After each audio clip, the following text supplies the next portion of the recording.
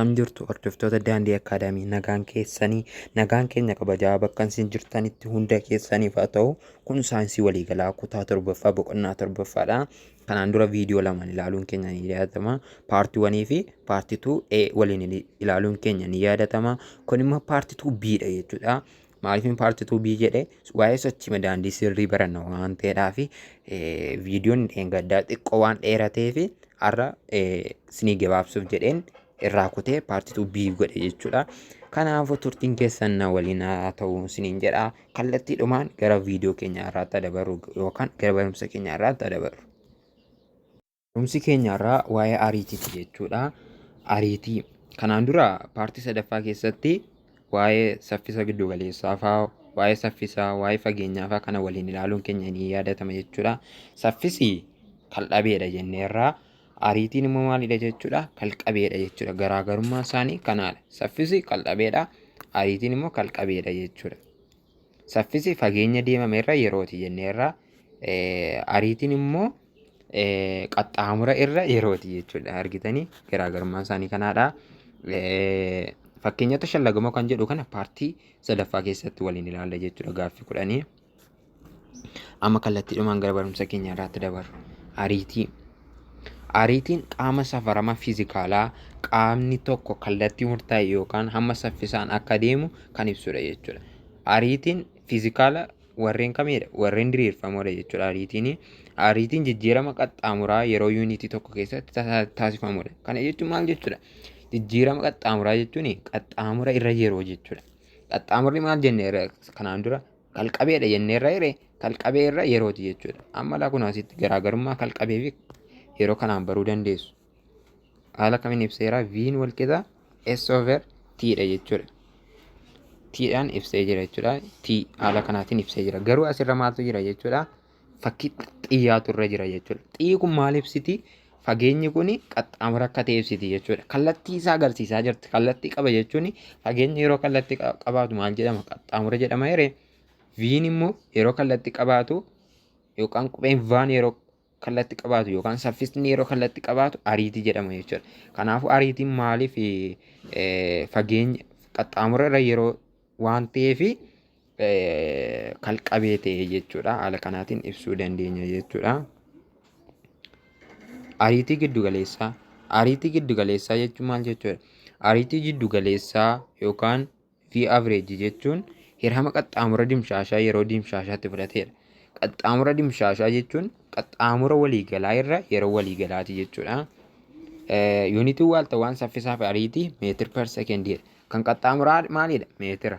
Kan yeroo sekendiidha. Kanaafuu meetir per sekendiidha jechuudha. Yuunitiin isaa yuunitii saffisaa wajjin wal fakkaata kan ariitii illee jechuudha. Akkuma fageenyaa fi qaxxaamurri saffisaa fi ariitiinis hariiroo qabu. Amma fageenyaaf qaxxaamurri hariiroo qabu jenneera. Maal jenne?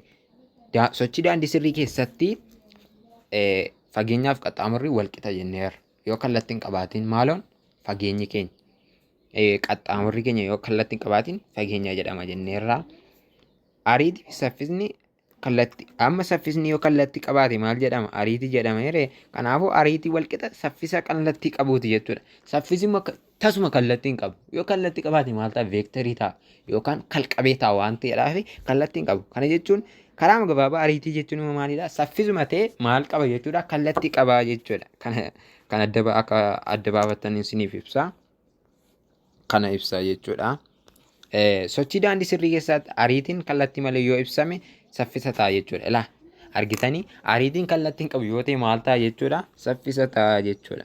Sochii wal fakkaataa daandii sirrii keessatti ariitiin dhaabbataadha jechuudha. Sochii wal fakkaataa keessatti ariitiin maalidha jechuudha? Dhaabbataadha jechuudha. Kana qabadhaa. Inni itti aanu guula jechuudha. Guulli sochii wantootaa keessatti jijjiirama ariitii ibsa jechuudha. Wanti tokko akkamitti akka ibsame jijjiirama ariitii yeroo yuunitii tokko keessatti fudhate maal jedhama? Guula jedhama jechuudha. Guulli safara jijjiirama ariitii yeroo yuunitii tokko keessatti taasifamudha jechuudha. Gaaffiin kun naa dhufee ture gaaffiif deebii irratti bara 2013 haa ta'u kutaa 8 baradha ta'u kutaa torba ta'u maal jedhanii na gaafatanii guula jechuun maal jechuudha naan jedhan. Itti yaadee maaliin jedhee jijjiirama ariitii yeroo yuunitii tokko keessatti fudhateetiin jedhe. Kana jechuun ariitii irra yeroo jechuudha. Ariitiin maalidha? V jechuudha. Yeroo noo T jechuudha. Haala kanaatiin ibsama jechuudha. Sochii qaamni tokko sochii isaa boqonnaarraa yoo jalqabe ariitiin ka'umsaa zeeroodha. Amma kana keessatti maal baruu qabdu? Ariitiin bakka lamatti qoodama. Ariitii ka'umsaa fi ariitii xumuraatti qoodama yookaan ariitii goolabaatti qoodama. Ariitiin jalqabaa maalidha jechuudha? Amma qaamni tokko boqonnaarraa ka'e yoo isiniin jedhee ariitiin jalqabaa maal ta'a jechuudha? Zeeroo ta'a jechuudha. Ariitiin jalqabaa bakka bu'iinsa maalidha? VI dha jechuudha. V ta'e I dha jechuudha. Amma kun maalidha? V dha dhiifama. V dha kun I dha jechuudha. I jechuun maal jechuudha? Initial velocity jechuudha. Initial jechuun jalqaba jechuudha. Kanaafuu VI maalidha? Initial velocity yookaan ariitiin jalqabaa maalidha jechuudha? Zeeroodha. Amma ilaa gaaffii irratti akkas jedhee isin gaafachuu danda'a.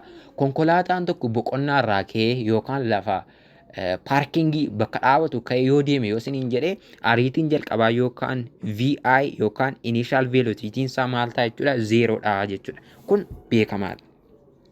Ariitiin qaama socho'aa jiru yoo irrachaa deeme ga'umsa xumuraa ariitii ka'umsa irraa xiqqaadha. Amma kana akkamitti bartu? Amma konkolaataan tokko deemaa jira jennu. Ariitii isaa irrisaa jira isiniin jedheere. Amma fakkeenya konkolaataan kun deemaa jira jennu kanarra jalqaba ariitiin isaa meeqaan deemaa jira jennu 6 meetir per sekendiidhaan deemaa jira jennu. Maal godhe? Inni hir'ise jedha. Gara maalitti?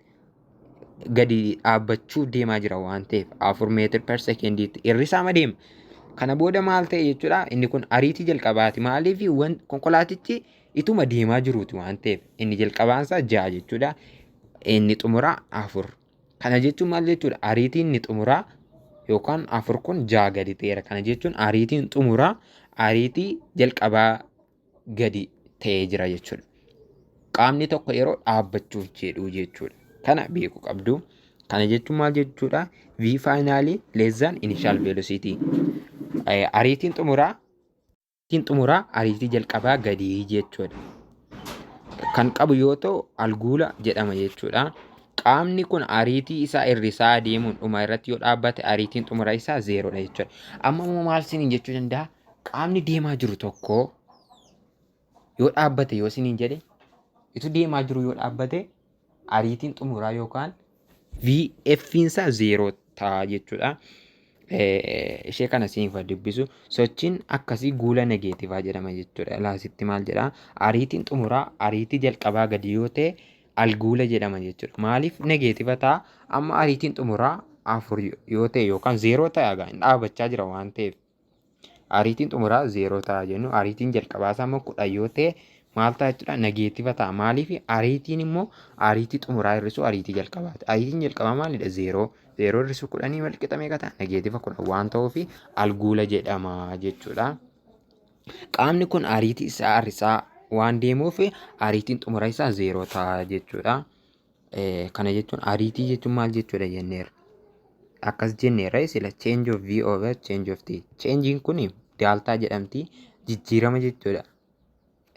Change of V jechuun ariitii xumuraa hir'isu ariitii jalqabaa irra yeroo xumuraa hir'isu yeroo jalqabaa jechuudha. Maaluun guulii jechuudha. Jijjiirama ariitii jechuudha. Ilaa kun mallattoon rog-sadee kun jijjiirama ariitii jedhamti jechuudha. Iddoo bu'aan guulaa maalidha? Aadha jechuudha. Aadhaan bakka bu'a jechuudha. Hammaa fi kallattii waan qabuuf maalidha? Qalqabeedha jechuudha. Yuunitii waalta waansaa maal jedhaa? Meetir per second iskuweeriidha jechuudha. Akkamitti meetir per second iskuweerii ta'e jechuu dandeessu? Meetir per second iskuweerii. Ariitiin maalidha jenneera? Veelosiitii jenneera. Veelosiitiin immoo asitti maal jenne sila? Kanaan dura ariitiin immoo qaxxaamurarra yerooti. Yuunitiin isaa maal jenneera kanaan dura? Meetir per second jenneera jechuudha. Yuunitii waalta waa kan kana meetir per second jenneera jechuudha. Kanaafuu kan guulaa immoo maal ta'a jechuudha? Kan ariitiirra yeroo jenneera guula jechuun immoo kan guulaa kan ariitii maalidha? Meetir per secondiidha. Kan yeroo secondiidha. Meetir per secondii dhufe jechuudha. Kana jechuun immoo maal jechuudha? Meetir per secondii times 1 over second jechuudha. meetira baay'isu tokko meetira dhufa sekendiitti gaafa baay'atu meetir par sekendii iskuweerii ta'a jechuudha. Barumsi keenya paartii lammaffaa ba'an kanumaan goolabaa. Paartii sadaffaa irratti immoo fakkeenyota shallagamoo kan jedhu asirraa gaaffii 5tu jira. Gara walirree gaaffii 5tu jira. Gaaffiiwwan 10 waliin hojjenna jechuudha. Waan nu daawwattaniif guddaa galatoomaa nagaan nuuf tura. Paartii sadaffaa walitti deebina.